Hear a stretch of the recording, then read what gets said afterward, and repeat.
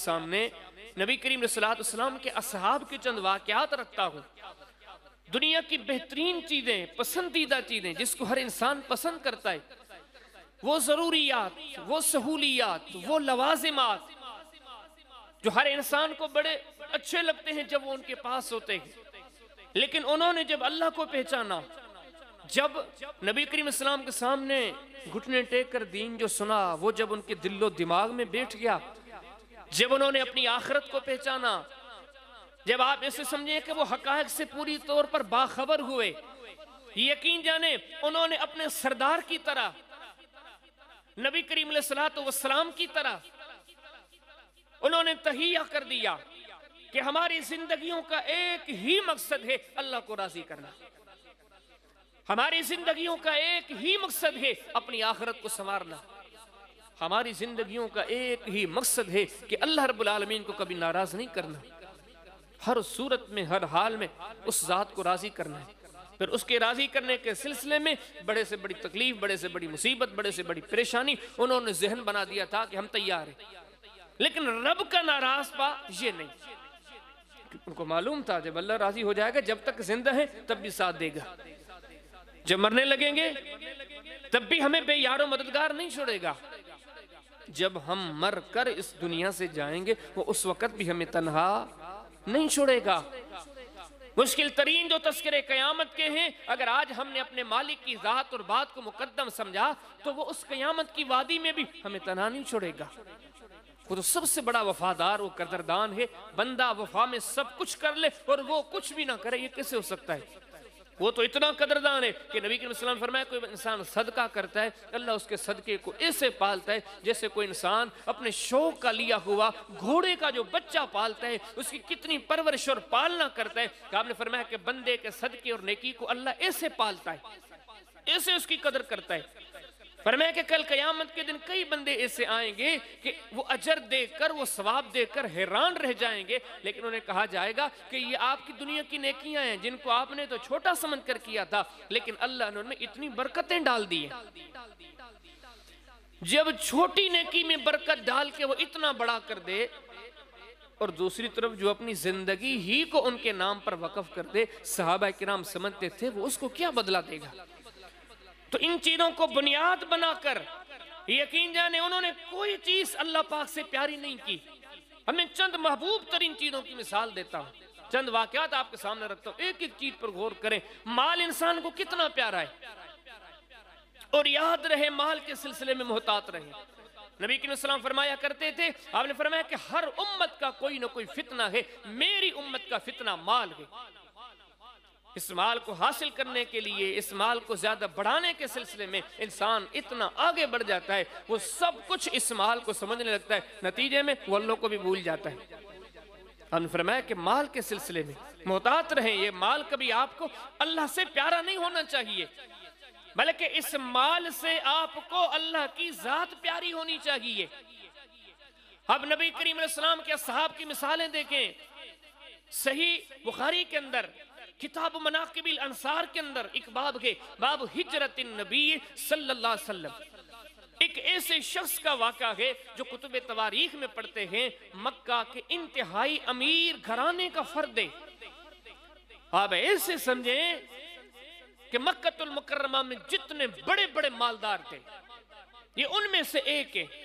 और आपको ये भी बताता जाऊं कि मक्का उस दौर का तिजारत का मरकज था, जो वहां का अमीर समझो पूरे खित्ते का अमीर, बैतुल्लाह की वजह से दुनिया के मुख्तलिफ अतराफ से काफले आते थे, यहाँ की तिजारत करते थे। तो यहाँ का बड़ा अमीर होता, वो समझे कि पूरे खित्ते में बड़ा सरमायादार तस्वुर होता। तो वहां के चंद चीदा शख्सियात में से एक शख्स, एक घराना है, और उनका नौजवान बेटा है सैयदना मुसअब बिन उमैर। हम सब ने वो जिक्र सुना है, हम सब ने ये वाक़या सुन रखा है। बहुत बड़े मालदार थे, लेकिन जब उन्होंने नबी करीम सल्लल्लाहु की बातें सुनी, जब दीन को समझा, अल्लाह की तरफ रुजू किया, इस तरह रुजू किया कि उनके रिश्तेदारों ने कहा कि कुछ भी नहीं देंगे, कुछ भी नहीं देंगे। मालदार घराने का फर्द, उस मालदार घराने के फर्द के लिए बड़ी धमकी, माल नहीं देंगे। अब नाज और नखरों में पला हुआ जवान बेटा, इसकी जिंदगी बड़ी आसाइशों से गुजरी है, लेकिन अब वालिदैन कहते हैं अगर आपने मोहम्मद करीम अलैहिस्सलाम को माना, जर्रे बराबर नहीं मिलेगा। लेकिन आगे से जवाब क्या मिलता है, भले आप मुझे कुछ भी ना दें, आप ऐसे समझे कि वो ये कहना चाह रहे हैं आप सारा माल अपने पास रख लें, लेकिन दूसरी तरफ मेरे रब की रजा है तो आपके माल को छोड़ सकता हूं, लेकिन उसको नहीं छोड़ सकता। यसीम घराने का फर्द, बड़े सरमायादार घराने का फर्द, लेकिन आखिरी दिनों में जब इसकी वफात होती है, वो हालत क्या है। मक्का से खाली हाथ हिजरत करके जब मदीना पहुंचे हैं, हदीस में आता है कि इसकी कुल मिल्कियत एक चादर है। कहां मक्का का बहुत बड़ा मालदार घराना, और कहां हाल ये है कि पूरी मिल्कियत एक चादर है। और वो चादर भी इतनी छोटी कि जब वो सर पे डाला करते थे पांव जाहिर हो जाते, जब पांव छुपाते तो सर जाहिर हो जाता। हदीस में आता है कि यहां तक उसकी वफात हो गई, शहादत हो गई, मैदान उहद में शहीद होते हैं। तो नबी करीम अलैहिस्सलातु वस्सलाम ने अपने अहबाब से, अपने असहाब से कहा, जिसकी जितनी मिल्कियत है उसकी मिल्कियत से आज उसको कफन दिया जाए। जब इस मर्द मुजाहिद का तस्करा हुआ, कहा कि अल्लाह के रसूल इसकी मिल्कियत तो कुल है ही एक चादर, और चादर इतनी बड़ी कि हदीस में आता है कि जब उसको कफन के तौर पर पहनाई गई, उसके सर को ढांपा गया, बदत रिजला, उसके दोनों पांव खुल गए। शहीद है, पैगंबर के जमाने का शहीद है, लेकिन आज उसकी मैयत पड़ी हुई। फरमाया कपड़ा दो, चादर डालो मैयत के ऊपर। हमारे यहाँ क्या होता है, एक मैयत को ढांपने के लिए 3 कफन के टुकड़े होते हैं, और यहां पर ये देखो कि एक चादर भी मुयस्सर नहीं। हदीस में आता है इसका सर जब छुपाया गया, बदत रिजला हो, उसके दोनों पांव जाहिर हो गए। उसी चादर को खींच के जब पांव की तरफ किया गया, हदीस में आता बदा रस, उसका सर जाहिर हो गया। तो नबी करीम सल्लल्लाहु अलैहि वसल्लम फरमाया कोई बात नहीं, इसके सर को ढांप दो।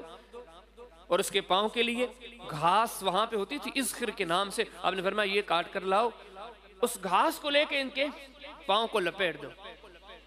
कितनी अजीम मिसाल है, कितने बड़े घराने का एक फर्द है, लेकिन आज जिस हाल में दफन हो रहा है कि उस बंदे की हालत यह है कि उसके पास पूरे कफन की एक चादर भी नहीं है। लेकिन मैं आपसे पूछता हूं क्या इनकी ये मेहनतें जाया गई? ये एक नहीं, बहुत सारे। आप ऐसे समझे कि नबी करीम सल्लल्लाहु अलैहि वसल्लम के साहब की जब सीरत पढ़ते हैं, वो गोया फैसला कर चुके हैं कि अल्लाह के मुकाबले में दुनियादारी की कोई हैसियत नहीं, मालदारी की कोई हैसियत नहीं। इमाम बुखारी रहमतुल्लाह अलैह सही बुखारी के अंदर किताब सलात के अंदर एक बाब क्या हम करते हैं, बाब नौमिर रजाले फिल मस्जिद, बंदे मस्जिद में सोए उनका बयान। हदीस के रावी सैयदना अबू हुरैरा हैं, फरमाते नबी करीम इस्लाम के जमाने में एक भी नहीं, 2 भी नहीं, 70 लोग थे, 70। और ये भी वजाहतें मिलती हैं कि 70 के 70 जवान थे, तकरीबन उनमें कोई बूढ़ा नहीं। लेकिन सैयदना अबू हुरैरा फरमाते हैं इन 70 जवानों में से किसी एक के पास भी 2 चादरें नहीं थी कि एक से धोती बांध लेते, दूसरी को कंधे पे रख लेते। 70 में से एक भी नहीं। फरमाते सबके पास एक ही चादर होती थी, और वो भी बहुत बड़ी नहीं। फरमाते हैं कि ऐसे लोग भी थे जिनकी एक चादर होती है और वो एक चादर उनको टखने तक आती है। अपनी सतर को छुपाते हैं और नीचे जाते हुए वो टखने तक आती है। कहते हैं बास इतने थे जिनके पास एक चादर वो भी इतनी सी छोटी होती थी, टखने से ऊपर पिंडली तक आती थी। और फरमाते हैं कि जब ये नमाजें पढ़ते थे, इन चादरों के कोने अपने कंधे से लाया करते थे। और अबू हुरैरा फरमाते हैं मैं इनको देखता, जब ये लोग एक चादर में चला करते थे, वो उस चादर को चलते तो उसे पकड़ कर चलते।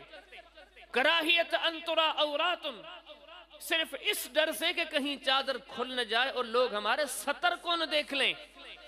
ये मोहम्मद करीम अलैहिस्सलाम की मस्जिद नबवी के वो 70 जवान हैं जिनका उठना बैठना चलना फिरना सारा कुछ मस्जिद में है, जिनका और कुछ है ही नहीं।